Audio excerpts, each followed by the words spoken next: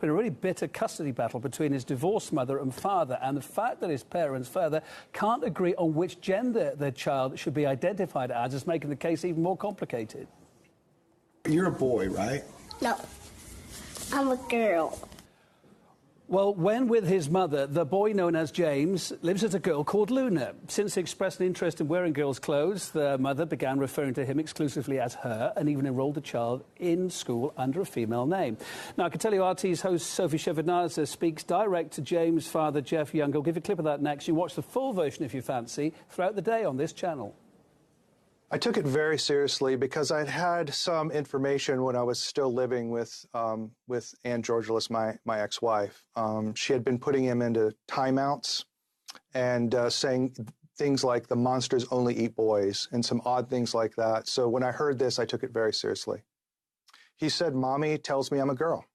And I would ask him, you know, "Do you look like a girl?" And he'd say, "No, but Mommy tells me I'm a girl." I just wanted to verify it, and I sent her a text and said, you know, "Are you actually telling James that he's a girl?" And she's just replied simply yes, and then refused to talk to me about it. You know, he's never presented himself as a girl to me ever. And in fact, with me, he violently rejects any female identity. He won't wear female clothes. He won't even wear boys' brief underwears because he says it's too much like girls' underwear.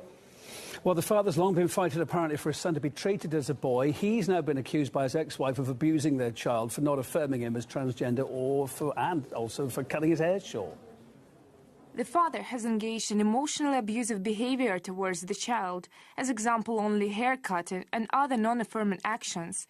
Although unclear if this behavior rises to the level of family violence at this time, the father's aggression is becoming more common and more intense. The temporary orders that I'm under before we go to final trial actually do allow me to address him as James and use male pronouns, but I cannot do that in front of third parties who know him as a girl. So basically, I can't go to his school. I keep him away from any friends he might have at school that know him as a girl. And at my home, he's known as James, and I use male pronouns. What I'm prohibited from doing right now is trying to convince him that he's actually a boy. He's a boy when he's with you, and